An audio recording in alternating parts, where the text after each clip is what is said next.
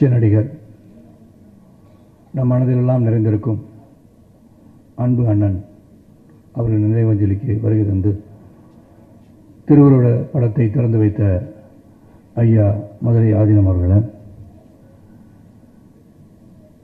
இந்த நிகழ்ச்சியில் பங்கேற்று அன்பு அண்ணனை பற்றி தெரிந்த நிகழ்வுகளையும் அவருடன் பழகிய நிகழ்வுகளையும் பகிர்ந்து அவரை பற்றி சிறப்பான முறையிலே நினைவஞ்சலி செலுத்தி அமர்ந்திருக்கின்ற கலை குடும்பத்தை சார்ந்த அனைத்து நல்லுள்ளங்களுக்கும் என்னுடைய வணக்கம். இந்த நினைவஞ்சலி நிகழ்வுகளை கலந்து கொண்டு உலகம் அறிய வேண்டிய செய்திகள் எடுத்துச் செல்லும் தொலைக்காட்சி நண்பர்களே, புகைப்பட நிபுணர்களே, பத்திரிகை சகோதரர்களே, இணையதள சகோதரர்களே, வருகை தந்திருக்கின்ற நடிகர் சங்கத்தின் உறுப்பினர்களே, அன்பு அண்ணன் அவர்களின் ரசிக பெருமக்களே, உங்கள் அனைவருக்கும் என் மாலை வணக்கத்தை தெரிவித்துக் கொள்கின்றேன். நினைவஞ்சலி என்று சொன்னவுடனேயே நீங்காத இடம்பெற்றவரை பற்றி சொல்ல வேண்டும் என்றால், அவருடன் நடித்த பெருமை எனக்கு இருந்தாலும் ஒரு காட்சியில் மட்டும் அவர் முதலமைச்சராக நடிக்க நான் நடித்த ஒரு படம் தான் ரிஷி. ஆனால் அவர் இறந்ததாகவே என் மனதில் படவில்லை. இந்த திரைப்படச் சூழலை சிறந்த முறையில் செல்வராஜ் அவர்களும் நடேசன் அவர்களும் எப்படி எடுக்கப் போகிறோம் என்று விவரித்து சொல்லும்போது சிறப்பாக வர வேண்டும் என்று சொன்ன சிறப்பாக இந்த காட்சிகளை பார்க்கும்போது அவரின் படங்களை பார்க்காதவர்கள் கூட ஏன் இந்த படங்கள் எல்லாம் பார்க்காமல் இருந்து விட்டோமே என்ற அளவிலே சிறந்த ஒரு நடிகரை நாம் பார்க்காமல் இருந்திருக்கிறோம் என்று சிலருக்கு மனதில் தோன்றியிருக்கும். அந்த அளவிலே தமிழை சிறப்பாக உச்சரித்து பேசுகின்ற ஒரு திறமை வாய்ந்த நடிகரை நாம் இழந்திருக்கின்றோம். இங்கே இறுதியாக பேசும்போது பல செய்திகள் தெரிந்திருந்தாலும் அந்த செய்திகள் எல்லாம் ஒன்றன் பின் ஒன்றாக அனைவரும் சொல்லி, முக்கியமாக அண்ணன் சிவகுமார் இருந்தாலும் சரி, வாகை சந்திரசேகர் இருந்தாலும் சரி, அனைவரும் இங்கு சிறப்பாக பகிர்ந்து கொண்டார்கள். இது ஒன்று மட்டும் பசுமையாக இருக்கு. ஏன்னா அண்மையிலே மாண்புமிகு புரட்சித் தலைவர்களுக்கு ஒரு உண்ணாவிரத நிகழ்ச்சியை கலை உலகம் நடத்திய போது யாரை அழைக்கலாம் என்று நாங்கள் நினைக்கும் போது அண்ணன் SSR அவர்களை தான் நான் நினைத்து பார்த்தோம். இந்த உண்ணாநோன்பு நிகழ்ச்சியை முடித்து வைப்பது யாரை அழைக்கலாம் என்ற போது அவரை கேட்டவுடனே நான் வருகிறேன் என்று சொல்லி 5:30 மணிக்கு வந்தால் போதும் என்று சொன்னார். இல்லை, நான் 4 மணிக்கே வந்து விடுவேன் என்று சொன்னார்கள். அப்பொழுது கூட நான் நினைத்து பார்க்கவில்லை. ஒரு விழா எடுக்கப் போகிறோம் என்று பெருமையுடன் நான் நினைத்துக் கொண்டிருக்கும் போது நினைவஞ்சலி விழாவில் தான் நாம் கலந்து கொண்ட சூழ்நிலை வரும்போது உண்மையிலே நெஞ்சம் நெகிழ்ந்து போகிற அளவிற்கு தான் என் மனத்தின் அடித்தளத்தில் அந்த விழா நடந்திருக்கலாமே, அந்த விழாவில் சிறப்பாக அனைவரும் இவரை பற்றி பேசியிருக்கலாமே என்ற எண்ணம் தான் என் மனதில் ஓடிக்கொண்டிருக்கிறது. இந்த நினைவஞ்சலிக்கு வருகை தந்த அனைவருக்கும் என் நன்றிகளை தெரிவித்துக் கொள்கின்றேன். இங்கு பேசும்போது ராஜேஷ் அவர்கள் பலரும் கலந்து கொள்ளவில்லை என்று சொன்னார்கள். இங்கு சிறப்பாக நான் ரசித்த நடிகையாக அவர்களை பார்க்கும்போது பல படங்களை பார்த்த திருமதி காஞ்சனா அவர்கள் இங்கே பேசுகையிலே சொன்னார்கள். மிகவும் சிறப்பாக சொன்னார்கள். SSR அவர்களின் புகழை பற்றி, எப்படி ஒரு மனிதன் இருக்க வேண்டும், எப்படி வாழ வேண்டும். நான் தமிழகத்திற்கு சென்ற பிறகு ஏன் இந்த இடத்தை விட்டு சென்று விட்டாய் என்று கேட்ட தலதத்த குறையில் பேசும்போது உண்மையிலே கண்ணில் மறந்து விட்டன. அப்படி ஒரு உன்னதமான ஒரு மனிதன், மற்றவரை பற்றி சிந்திக்கின்ற ஒரு மனிதன். எப்ப பார்த்தாலும் சங்கத்தை பற்றி கேட்டு தெரிந்து கொண்டு வந்து பாருங்க, என்ன நிகழ்ச்சி, என்ன நடக்குது, ஏன் அப்படி நடக்குது, இதெல்லாம் கேட்கின்ற உரிமையோடு கேட்டு இந்த சங்கம் சிறப்பாக இருக்க வேண்டும் நினைத்த ஒரு மாமனிதர் தான் அன்பு அண்ணன் SSR அவர்கள். அவங்களை போய் உடல்நிலை சரியில்லை என்று ஓடோடி சென்றேன். கண்ணன் அவர்களை சந்தித்து என்ன ஆகிட்டு, இன்னும் பெரிய டாக்டர்லாம் வச்சு பார்க்கலாமான்னு போய் நேரில் கேட்டேன். அப்போ கூட நான் நினச்சி பார்க்கலாம், திரும்பி வந்துடுவாங்க, சாயந்தரம் வந்துடுவாங்க போல இருக்கு வீட்டுக்கு, எதுவும் ஆகாது நினைத்த போது கூட இந்த நிகழ்வுகளை கலந்து கொள்ள வேண்டிய ஒரு சோக நிகழ்வாக அமைந்திருக்கிறது. இருப்பினும் இங்கே காட்சியெல்லாம் பார்த்தோம், எத்தனை படங்கள், எல்லா படத்தையும் பார்க்கும்போது எப்படி கணீர் என்று பேசி அனைவரையும் பரவசமாக்கி இருக்கிறார்கள். உண்மையிலே ஒரு மாபெரும் கலைஞர்களின் நடுவில் நீங்கள் சொன்னீங்கன்னா மக்கள் திலகம், நடிகர் திலகம், SSR அவர்கள், இவர்களெல்லாம் பார்த்தீங்கன்னா அதனுடைய கடைசி தூண் என்று சொன்னால் அந்த தூண்களில் கடைசி தூண் அந்த ஜானர் அப்படின்னு சொன்னால் அந்த பீரியட் எஸ்எஸ்ஆர் அவர்களுடன் முடிந்து விட்டது என்று நான் சொல்ல வேண்டும். ஏன்னா நான் கூட நினச்சி பார்ப்பேன், பராசக்தி வசனத்தை கொடுத்து இன்றைக்கி ஒரு காலகட்டத்திலே இதை பேசுங்கன்னு சொன்னால் எத்தனை பேர் நடிக்க முடியும் எனக்கு தெரியாது, என்னை உள்பட. ஏன்னா நான் மட்டும் பேசிடுவேன்னு கேட்டால் உடனே நான் பேசிடுவேன்னு சொல்ல முடியாது. 2 நாள் உட்காந்து படித்து ஒரு எல்லாத்தையும் படித்த பிறகு தான் பேச முடியும். எதுக்கு சொல்கிறேன்னா, அத்தனை திறமை வாய்ந்தவர்கள் தான் இவர்கள். அந்த திறமை வாய்ந்தவர்கள் அனைவரையும் நாம் இழந்திருக்கின்ற சூழ்நிலை தான் நாம் சந்தித்துக் கொண்டிருக்கிறோம் என்று சொல்ல வருகின்றேன். இன்னைக்கு பல யுக்திகள் வந்து விட்டன. ஒரு காட்சி 20 ரூபா கூட எடுக்கலாம், யாருக்கும் தெரியாது. ஏன்னா டிஜிட்டல் வந்துடுச்சு, அழிச்சிக்கலாம். அந்த காலத்தில் எப்படி நடிச்சிருப்பாங்க சிந்திச்சு பார்க்கணும். ஆக இன்னொரு பெருமை என்னவென்றால், லட்சிய நடிகர் என்று பெயர் வந்ததுக்கு காரணத்தை எல்லாம் எடுத்து சொன்னார்கள். ஒரு கொள்கை இருக்க வேண்டும், அந்த கொள்கை இருக்க வேண்டும் என்று கண்ணன் அவர்கள் சொல்லும் போது, கொள்கையுடன் வாழ்ந்த ஒரு மனிதன் என்றால் அது எஸ்எஸ்ஆர் அவர்கள் தான். சாமி கும்பிட மாட்டேன்னா சாமி கும்பிடல, புராண படத்தில் நான் நடிக்க மாட்டேன்னா நடிக்கவே இல்லை. அப்படிப்பட்ட ஒருத்தர் பார்க்க முடியாது. ஏன்னா கஷ்டப்படுற நேரத்தில் சில சமயம் நான் எடுத்து பார்க்கும்போது ஏதாச்சும் ஒரு படம் வந்தால் நடிச்சிடலாமான்னு தோணும். ஆனால் ஒரு கொள்கையுடன் லட்சியத்துடன் இருந்திருக்கிறார் ஒரு மனிதன் என்று சொன்னால் அது லட்சிய நடிகர் எஸ்எஸ்ஆர் அவர்கள் தான். ஏன்னா இன்னைக்கு பல காலகட்டங்கள், பல சூழ்நிலைகள், அந்த சூழ்நிலை சந்திக்க முடியாத போது லட்சியத்தை இழக்க வேண்டிய சூழ்நிலை, கொள்கைகளை இழக்க வேண்டிய சூழ்நிலை உருவாகிவிடும். ஆனால் எந்த ஒரு சூழ்நிலையிலும் கொள்கைகளை இழக்காத ஒரு மனிதராக வாழ்ந்து கொண்டிருப்பவர் தான் எஸ்எஸ்ஆர் அவர்கள். அதே புத்தகத்தை விலை 500 ரூபான்னு சொன்னாங்க. அது ஒரு பொக்கிஷம். இங்கே போகும்போது எல்லார் கையிலும் அந்த புத்தகம் இருக்கும். ஆனால் மீண்டும் ஒரு விழா எடுப்போம், அந்த பாராட்டு விழா நிச்சயமாக அது இருக்கும் தான் நான் சொல்லுவேன். ஏன்னா அந்த பாராட்டை எடுப்போம்னு சொன்னால் நடிகர் எடுத்தே ஆகணும். ஏன்னா இத்தனை பெரிய கலைஞர் இருந்திருக்கிறார், எப்படி வாழ்ந்திருக்கிறார் என்பதை இன்று ஒரு 3 மணி நேரத்தில் நாம் சொல்லி முடித்திருக்கின்றோம். இது அனைவரும் போய் எப்படி வாழ வேண்டும் என்று நாசர் கூட சொல்லி அமர்ந்திருக்கிறார்கள். ஒரு மனிதன் எப்படி இருக்க வேண்டும், வாழ்நாளை எப்படி வகுத்துக் கொள்ள வேண்டும், வாழ்க்கை நெறியை எப்படி பயன்படுத்த வேண்டும் என்பதை சிறப்பாக செய்திருப்பவர் எஸ்எஸ்ஆர் அவர்கள். இறுதி வரை இந்த சங்கத்தை பொறுத்து நான் சொல்லணும்னா, அந்த ஒற்றுமையா இருங்க, எல்லாம் நல்லா இருங்க, நல்லா நடத்தணும், என்ன குறை என்ன பிரச்சனை கேட்கக்கூடிய, உரிமையோடு கேட்கக்கூடிய ஒரு மனிதரை நாம் இழந்து விட்டோம் நினைக்கும் போது உண்மையிலே மனத்தில் ஒரு தாக்கம் தான் ஏற்படுகிறது. இந்த நினைவஞ்சலி கூட இன்னும் பெரிய இடத்துல பண்ணணும் அப்படின்னு நினைச்சோம். குறுகிய நேரம் வந்தால் உடனே இங்கே பண்ணிட்டோம். ஆனால் நிச்சயமாக ஒரு விழாவாக நம்முடைய பல ஜாம்பாக்கள் இருந்திருக்கிறார்கள். அதுங்களுக்கெல்லாம் இந்த மாதிரி காட்சிகளெல்லாம் போட்டு, அவங்க காட்சிகளை போட்டு இவங்களாம் எப்படி நடிச்சிருக்காங்கன்னு பார்த்து இதிலிருந்து நாம் பாடம் கற்றுக்கொள்ள வேண்டும் என்ற அளவில் நாம் ஒரு விழா எடுக்க வேண்டும் என்ற ஆசை எனக்கு இருக்கிறது. இங்கு ஆதீனம் அவர்கள் சொல்லும்போது சாலைக்கு பெயர் எஸ்எஸ்ஆர் சாலை என்று பெயரிட வேண்டும் என்று கேட்டுக்கொண்டார்கள். அது சில சட்ட சிக்கல்கள் இருப்பதை நான் அவருக்கு தெரிவித்துக் கொள்கின்றேன். காரணம், பெயர்களிடும்போது அதற்கு பல விதிமுறைகள் இருக்கின்றன.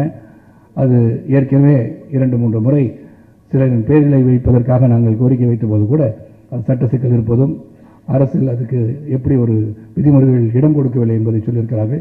இருப்பினும் கேட்டுக்கொண்டு மீண்டும் முயற்சிக்கலாம் என்பதை அவர்கள் நான் தெரிவித்துக் கொள்கின்றேன்.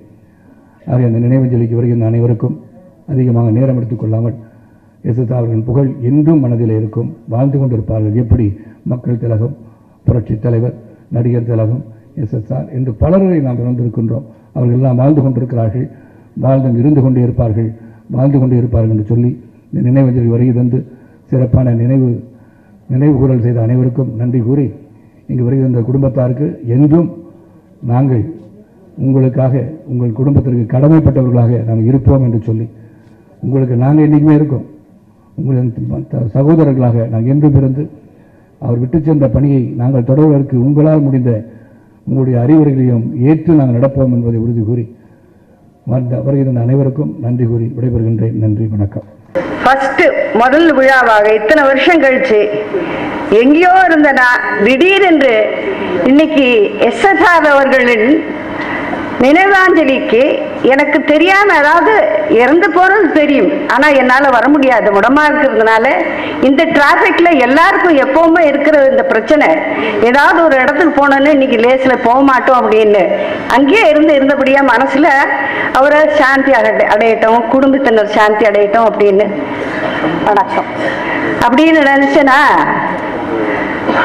இப்படி முடமா இருக்க நான் எப்படி போக முடியும்? இந்த ஃபங்க்ஷனுக்கு போய் ஆகணுமே. நடிகர் சங்கத்து ஃபங்க்ஷனுக்கு விழாக்கு எப்பவுமே போறதில்லை. எப்போவோ கிரிக்கெட் மேட்ச்னா ஜாலியா நல்ல ட்ரெஸ் எல்லாம் அணிஞ்சுக்கிட்டு எல்லாம் போவோம். அது மாதிரி இல்லாம இன்னைக்கு எப்படியாவது நான் போய் ஆகணும் திடீர்னு அப்படின்னு கிளம்பி வந்தேன். அதுக்கப்புறமா பேசுறேன்.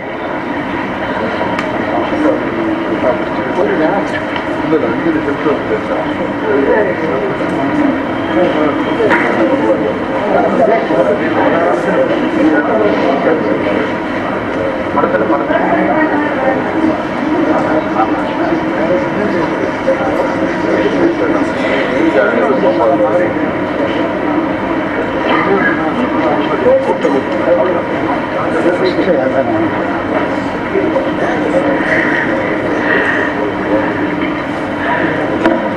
the President,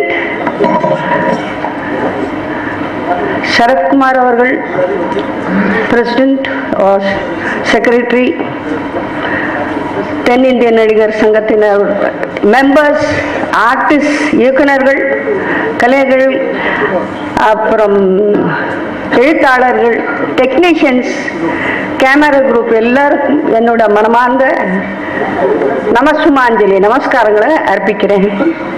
அதாவது இந்த உலகத்தில் யூனிவர்ஸில் எத்தனையோ ஃபேக்கல்டிஸ், காலேஜ், ஸ்கூல் இதெல்லாம் தாண்டி கொஞ்சம் ஸ்பீடாக பேசுகிறேன், கொஞ்சம் யோசனை, அதாவது மண்டை கொஞ்சம் தட்டி அதை எழுப்பணும். ஏன்னா என்னோட ஃபேக்கல்ட்டி ரொம்ப நாளாக 23 வருஷமாக வேறு எங்கேயோ இருந்தேன்.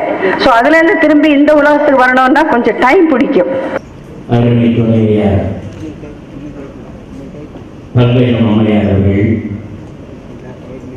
திருமதி விஜயகுமார் அவர்கள், திருமதி தாமரை செல்வி அவர்கள், மூவருடைய குடும்பத்தார் பெருமக்கள், இங்கே எங்களுக்கு பின்னால் இருக்கின்ற கலை உலகத்தினுடைய தயாரிப்பாளர்கள், கலை நுட்பத்தினுடைய பொறியாளர் பெருமக்கள், இயக்குனர் பெருமக்கள், தெரிந்தவர்களை இங்கே சுட்டிக்காட்டுகிறோம். பாராட்டுக்குரிய விஜயகுமார் அவர்கள், நடிகர் அன்பிற்குரிய சிவகுமார் அவர்கள், இன்னும் பத்திரிகையாளர் இருக்கின்ற பாராட்டுக்குரிய பாரம்பரியமான குடும்பத்தை சார்ந்த என்ன சொல்லணும்,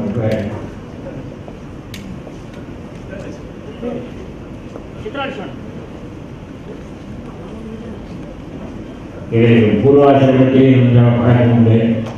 பார்த்து கொண்டே செய்த சித்ரா லட்சுமணன், இன்னும் பின்னாயம் வந்து கொண்டிருக்கின்ற அறிவிய பெருமக்கள், அவர்களோடு பழகி இந்த திரையுலகத்திலே அருள்பணியாற்றிய பெருமக்கள், பாடகர்கள், கவிஞர் பெருமக்கள், எழுத்தாளர் பெருமக்கள், சிந்தனையாளர்கள், தொலைக்காட்சி செய்தியாளர் பெருமக்கள், பத்திரிகை செய்தியாளர் பெருமக்கள், திரையுலக செய்தியாளர் பெருமக்கள், புகைப்பட கலைஞர்கள், இன்னும் பாராட்டுக்குரிய எமன் நடேசன் அவர்கள், SSR அவர்கள் வாழ்க்கையே ஒரு லட்சிய பக்கத்தோடு வாழ்ந்தார் என்பது மாத்திரமல்ல, தர்மையான நேரத்திலே மதுரையாரின் புருங்காசிரியாரை வேண்டுகோள் என்னவென்றால், தமிழ் திரையுலகத்தில் இருக்கிற நம்முடைய நடிகர்கள் அத்தனை பேரும் தன்னுடைய உடல் நலையை விதித்து அக்கறை செலுத்த வேண்டும் என்பதைத்தான் இந்த நேரத்தில் கேட்டுக்கொள்ள நாம் விரும்புகிறோம். காரணம், நீங்கள் வாழ்ந்தால்தான் இசை வாழும், நீங்கள் வாழ்ந்தால்தான் தமிழ் கலாச்சாரம் வளரும், நீங்கள் நன்றாக வாழ்ந்தால்தான் தமிழ் பாரம்பரியத்தினுடைய பெருமைகள் விளங்கும் போங்கும். நீங்கள் நன்றாக வாழ்ந்தால்தான் இந்த சமுதாயத்தை தமிழ் இனவரவு பிரச்சாரங்களையும் தமிழ் திரையுலகத்தின் மூலம் அதை நிறைவேற்ற முடியும் என்று நாங்கள் நம்புகின்றோம். ஒரு காலத்திலே யாராவது யாராவது சென்றால் அவர் எங்கே சென்றார் என்று கேட்டால் சினிமாவுக்கு சென்றார் என்று சொல்லும்போது அதை பாடி சினிமாவுக்கு போனே என்று சொல்லக்கூடிய காலம் ஒரு காலத்தில் இருந்தது. ஆனால் இன்றைய தினம் இந்த திரையுலகம் என்பது இந்த சமுதாயத்திலே மிகுந்த பெரிய பண்பாட்டை கலாச்சாரத்தை உருவாக்கி இருக்கிறது. அது மாத்திரமல்ல, வணிகத்தை வளர்த்திருக்கிறது, அரசியலை வளர்த்திருக்கிறது. இன்னும் சொல்லப்போனால் திரையுலகம் தான் ஆட்சியாளர்களையும் இந்த கோட்டையை அமர்த்தி ஆட்சி செய்யக்கூடிய பெரும் பங்கை வகித்துக் கொண்டிருக்கிறது. காரணம் என்னவென்றால் நம்முடைய புரட்சி தலைவி அம்மாவர்கள் இந்த பீடத்தை ஆட்சி செய்து கொண்டிருக்கிறார். அவர் எப்படி இருந்தார் என்பதை மட்டும் நான் இங்கே சொல்ல விரும்புகிறேன். எனக்கு 5 சகோதரர்கள், 2 சகோதரிகள். எல்லோரிடமும் மிகவும் அன்பாகவும் பாசமாகவும் இருக்கக்கூடிய ஒரு தந்தை அவர். போடா வாடா என்று கூட கூற மாட்டார், வாயா போயா என்றுதான் கூறுவார். அவரிடம் பேசும்பொழுது நிறைய விஷயங்கள், சிறு வயது முதல் அவர் பட்ட கஷ்டங்களை கூட கூறியிருக்கிறார். என்னிடம் அல்ல, வீட்டில் வருவதும் சொல்லும் பொழுது அதை நான் விளையாட்டாக கேட்டுக்கொண்டிருப்பேன். என்னுடைய பெயர் கண்ணனாக இருந்தாலும் என்னுடைய பாஸ்போர்ட், என்னுடைய பத்திரம் பெயர் மருது பாண்டியன். சிவகங்கை சீமை படத்தில் நடித்ததன் காரணமாக எனக்கு இந்த பெயர் வைக்கப்பட்டிருந்தது. பள்ளிக்கூடத்துக்கு நான் போகும்பொழுது அப்பாவிடம் சொன்னேன், அப்பா இந்த பேர் ரொம்ப எல்லாம் கிண்டல் பண்றாங்கப்பா, நீங்க ஏன்பா மருது பாண்டியன் வச்சுங்க, வீட்டில் கூப்பிடுற பேர் கண்ணனே வைங்க. ஆனால் அப்பொழுது எனக்கு வயது 8. அப்பொழுது சூர்யா அண்ணன் என்னுடன் ஒரு 2 கிளாஸ் முன்னாடி படிச்சிருந்தாரு. அவருக்கும் அது தெரியும். அவர் சொன்னாரு, நீ இந்த மாதிரிலாம் அப்பா வச்ச பேர் தான் நீ வைக்கணும்னு. ஆனால் 16 வயதுக்கு அப்புறம் தந்தையாருடைய புகழை உணர்ந்து சிவகங்கை சீமை படத்தை பார்த்த பிறகு நான் பெருமைப்படுகிறேன், எனக்கு மருதுபாண்டி என்ற பெயர் வைத்ததற்கு. அதற்காக நான் மிகவும் மிகவும் பெருமைப்படுகின்றேன். ஆகவே என் தந்தையார் வாழ்ந்த காலங்களில் சரி, இனி வரும் நடிகர்கள் என் தந்தையாரை முன் உதாரணமாக எடுத்துக் கொள்ளுங்கள். ஒரு அரசியல் வருகிறது என்றால் அது ஒரு கொள்கை இருக்க வேண்டும். கொள்கை இல்லாத அரசியல் அரசியல் அல்ல. ஏதோ வந்தோம் போனோம் இருக்காதீங்க, உங்களுக்கு ஒரு கொள்கை இருக்கணும், அப்பதான் அரசியல். என் தந்தையார் திராவிட கொள்கையில் இருந்தார். நான் மகனாக இருந்தாலும் என் திருமணம் திருத்தணியில் நடந்தது. ஆனால் இடம் கூறினார், நான் கோயிலுக்கு வர மாட்டேன் என்று. நான் அவருக்கு முன்னதாகவே சொல்லிவிட்டேன், அப்பா நீங்க வர வேண்டாம். என்னுடைய திருமணம் திருத்தணி கோயில் நடந்து முடிந்த பிறகு கீழே இறங்கி கெஸ்ட் ஹவுஸில் வந்து என் அப்பாவிடம் ஆசீர்வாதம் வாங்கினேன்.